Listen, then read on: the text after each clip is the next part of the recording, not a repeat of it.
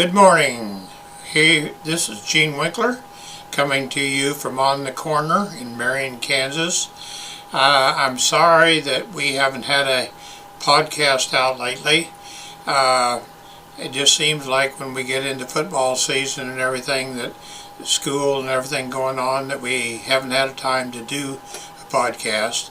But as I was watching the Presbyterian Church this morning, I seen that they were talking about the trip that 5 of them from the Marion Presbyterian Church just got through with, a trip to Cuba. And I thought, well, this would be something that is really good to hear about and everything. And so as the church service got over, I downloaded it, and I'm going to play it now and let you see and hear their experiences as they went to Cuba. Enjoy.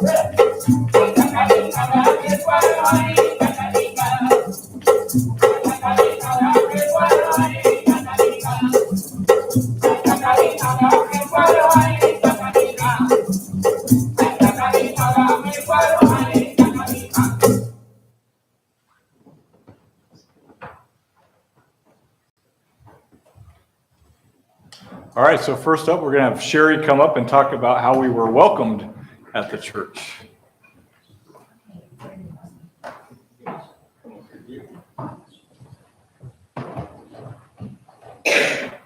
Thank you so much. I'm so excited to be able to talk to you all about the wonderful welcome and the hospitality that the Cuban church in Camelani gave us. I'm always so amazed when we go to Cuba at the outreach and the kindness and really the genuine spirit of people when they do things for us. When we drove up, we were in those old cars you saw. You saw a black one from the 50s and that really cool. I got to ride in the really cool blue one on the way with windows down. And you know, those cars are heavy.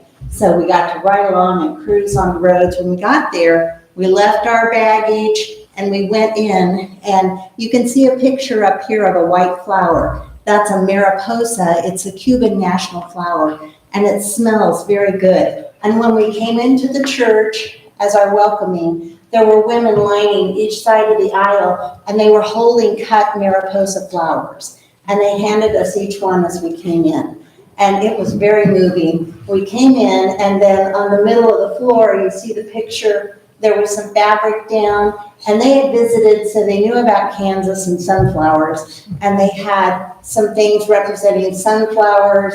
They had a solar lantern in there, a Bible, a cross, and also I think there was one of those little mosquito smoke things that you liked, because obviously mosquitoes, we were hoping they wouldn't welcome us because we were all pretty worried about that. So when we came in, they came up, and you saw in the video the dancing. They did this beautiful song with the dancing, and they asked us to join, and we really livened it up for us Presbyterians. We did join, we did do the dance, we had the prayer and the welcoming, and the joining of us together, trying to be open to developing friendships.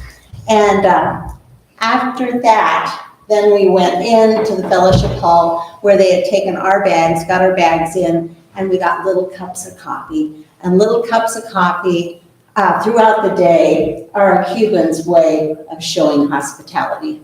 So thank you, and thank you so much for everyone who participated with prayers and gifts and anything to be a part of the team for this trip.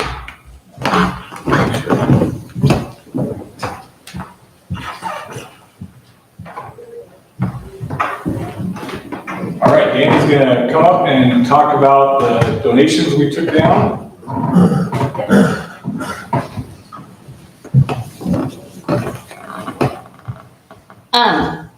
As you can see in the pictures, we took down quite a bit. We took down about 450 pounds of supplies.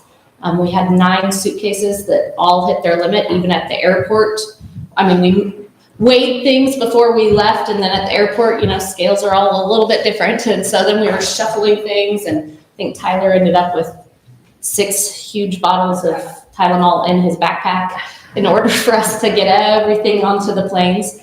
And I want to say thank you to all of you who helped with those supplies and making it possible for us to take those supplies. We took down Tylenol, other over-the-counter medications, bug spray and mosquito nets, toothbrushes, toothpaste, macaroni and cheese, deodorant,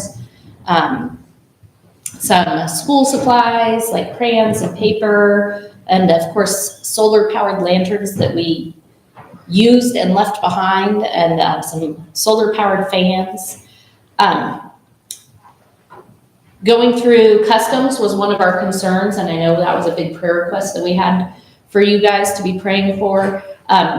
Only 3 of our bags got flagged for check, and all 3 got searched, and everything was put through. And so we were very thankful and grateful that God answered that prayers, and all 450 pounds of stuff was able to make it to the church. When we unloaded the supplies on the table, you can see there, we got it all unloaded. We kind of explained what some of the things were that weren't necessarily obvious.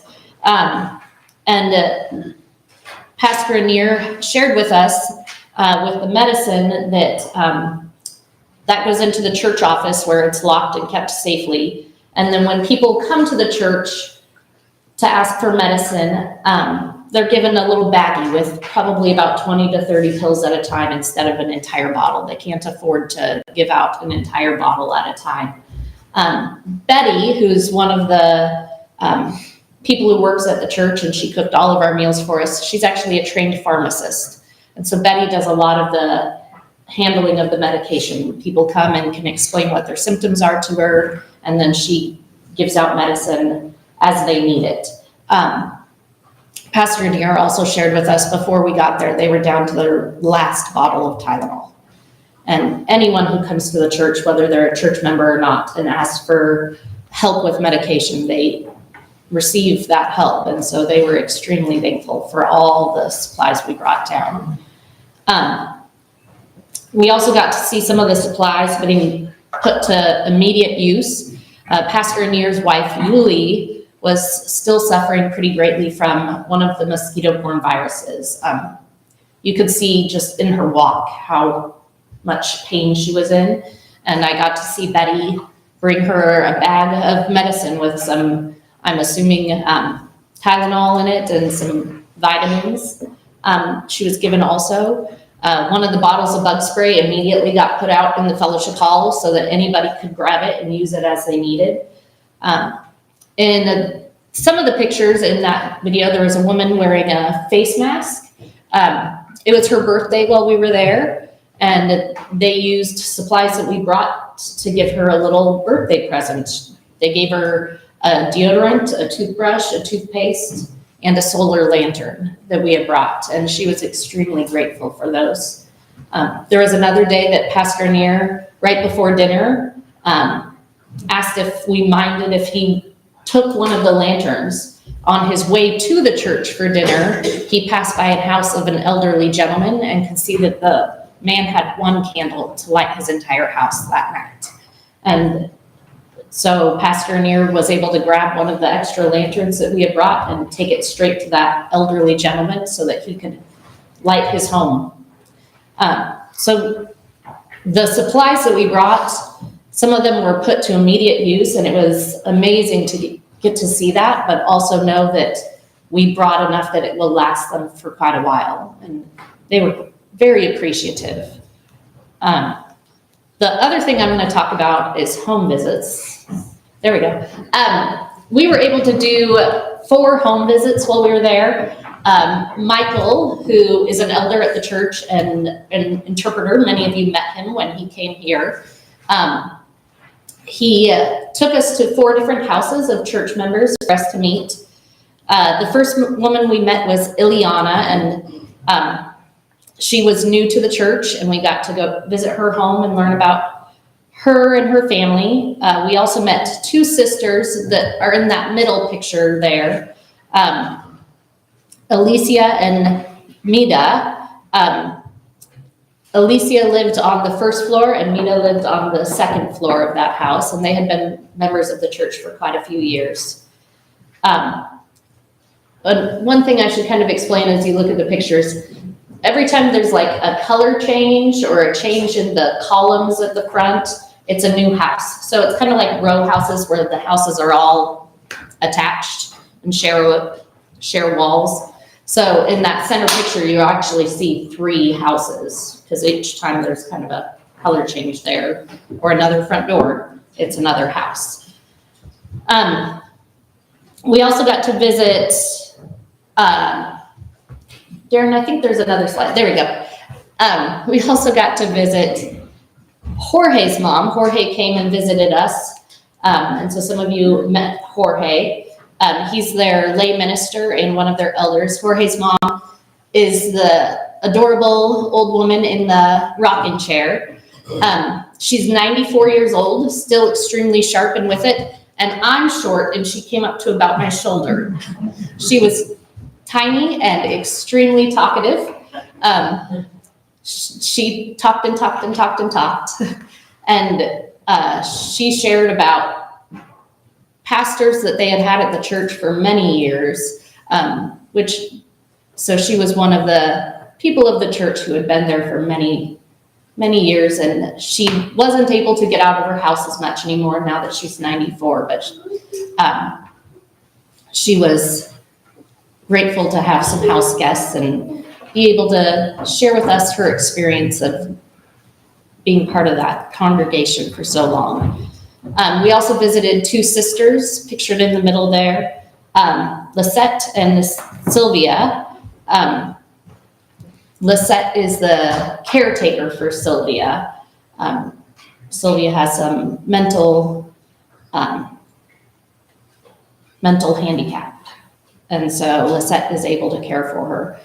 As we did the different home visits, we got to introduce ourselves and tell a little bit about ourselves, but mostly we were there to learn about them and their experience being part of the church and their lives and some of the hardships that they're facing right now. They shared with us also.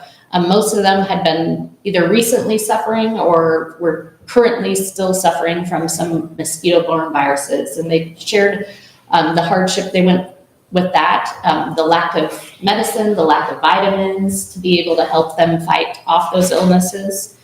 Ileana, the first woman we visited, shared that her and her husband both worked in a factory, but because of all the power outages, the factory couldn't run, therefore they couldn't work. And they really wanted to be able to go to work, but without power, they couldn't. And many of the women also shared with us that they had adult-age children who lived in other countries. They mentioned Mexico, Brazil, the United States. Their children all had to leave Cuba in order to find work. And so they were often alone. And the church really was their family because their children and then grandchildren as well lived in other countries, and they were unable to see them very often. It was a great experience for us being able to do the home visits. It helped us to get to know the people of the congregation outside of the elders and the staff that we saw daily. And it helped us to better understand the current conditions that the members of that congregation are living in and are affected by each day. And they were all very welcoming to us to be in their homes, and we were very appreciative for that time to get to know them. Thank you.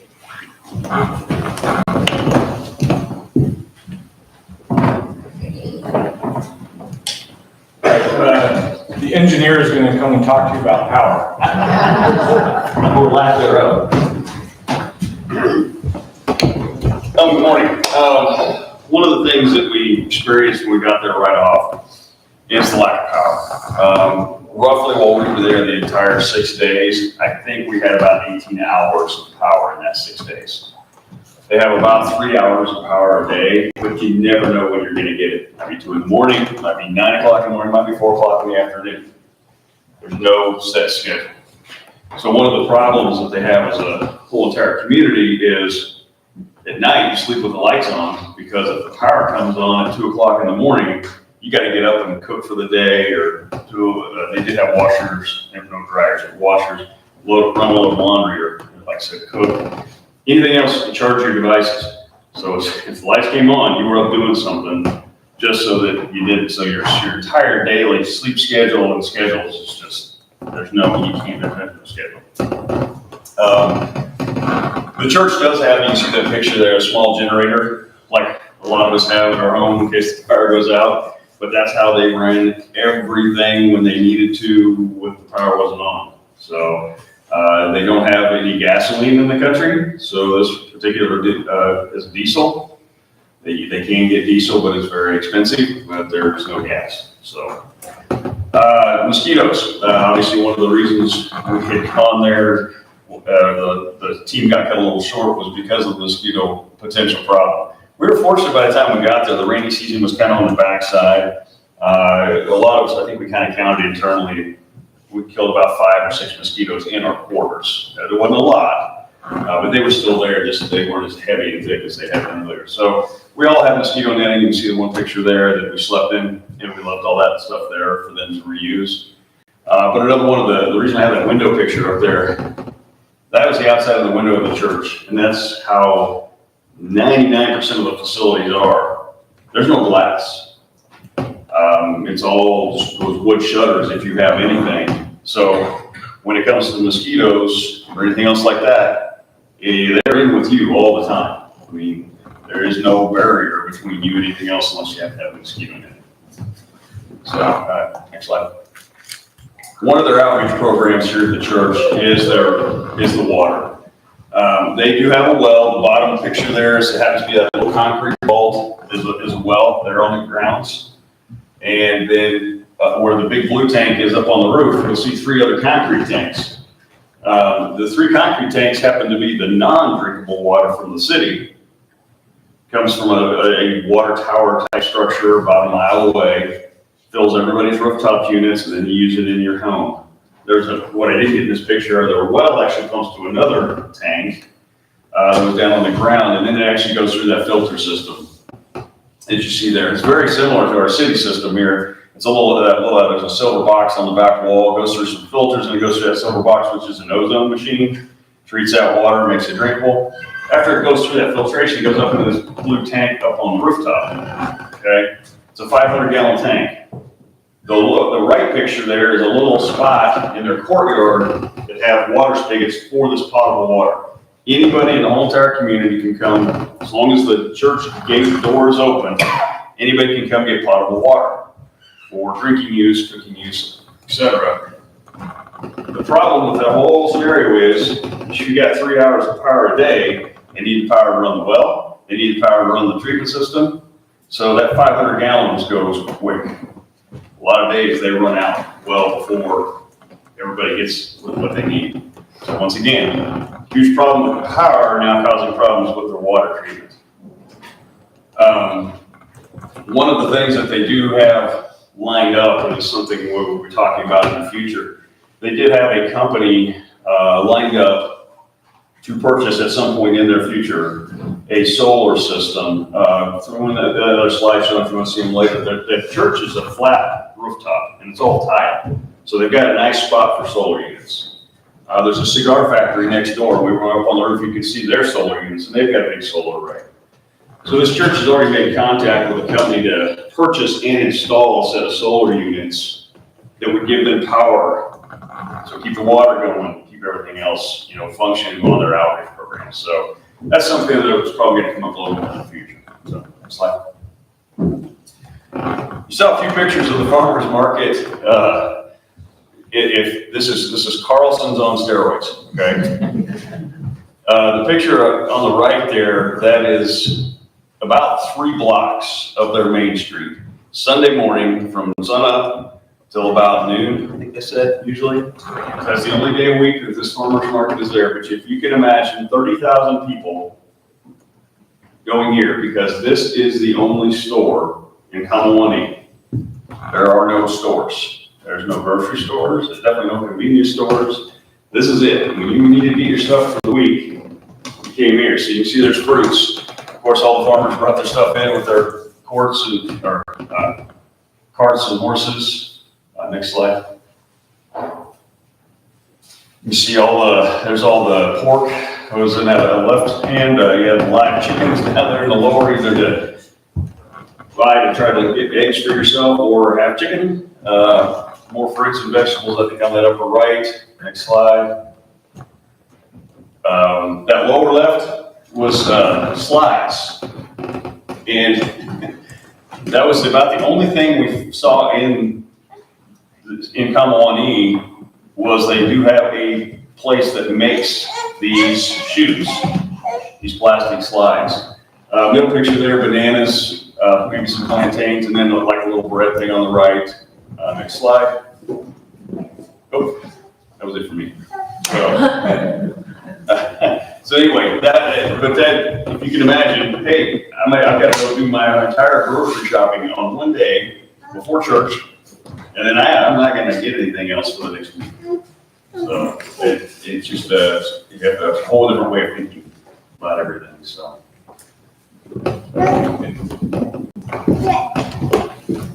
Tyler's going to come up and talk about the outreach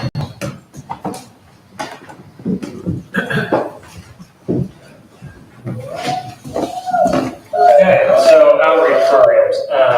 So two of their big programs that they do throughout the week are breakfast 1 day a week, usually Tuesdays or Fridays, never both. And that consists of coffee, a buttered roll, and a glass of warm milk.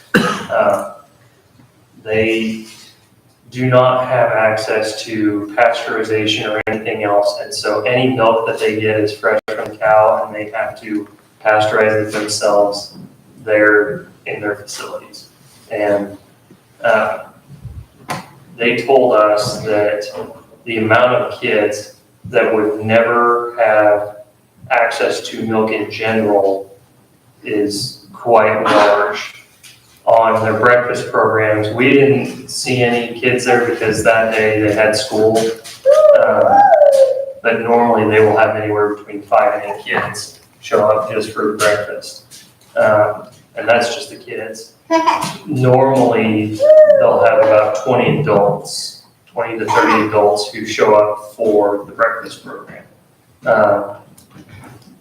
And then on the lunch side, that's 2 days a week, and that is Tuesdays and Fridays. Their regular meal that they serve frequently throughout the month is rice, beans, ground beef. They did also tell us later that that ground beef could be pork or chicken. It's whatever they have on hand at the moment. Green beans and yuca.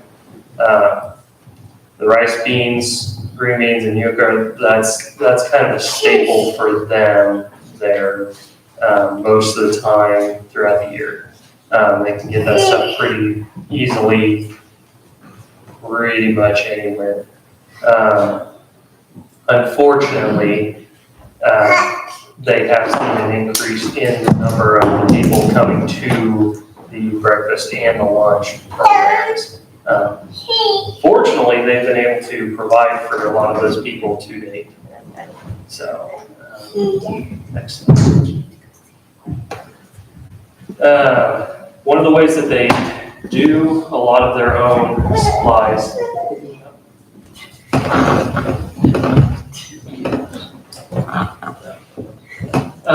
they do have a community garden and are blessed to be able to still have access to that space in their courtyard. You can't see the picture real well, but in the upper left-hand corner is a top-down view of the garden. The big tree in the middle is an avocado tree. They have 2 or 3 banana trees that are not quite mature enough yet, and a coconut tree that's also not quite mature enough yet. A lot of what they use that space in the middle behind the avocado tree for is for plants like yucca and maybe maize, because they don't have corn the same way we do. So they're trying to rely more on themselves for a lot of that produce because the produce at the farmer's market is getting more expensive and they don't have access to a lot of those same grocery stores that we take for granted. Next slide. Those are just more pictures of their gardens. Bottom right is the coconut tree I was talking about. They have little coconuts. Those are quite a bit smaller than what they look like in that picture. Their gardens are not just for food right now. They also do have flowers and other plants in there just to kind of help with any sort of decoration needs that they may have to brighten somebody's day. Kind of like our community garden. It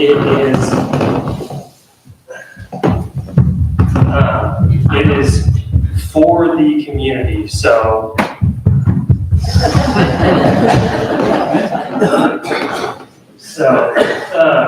As long, like with the water too, as long as the doors are open and they have produce that you can take, pretty much anybody who is in need can take it. Next slide. Okay, so they're trying to get more reliant on themselves in terms of the garden for a lot of their outreach programs. They just don't always necessarily have access to the plants that they need, but they're getting better.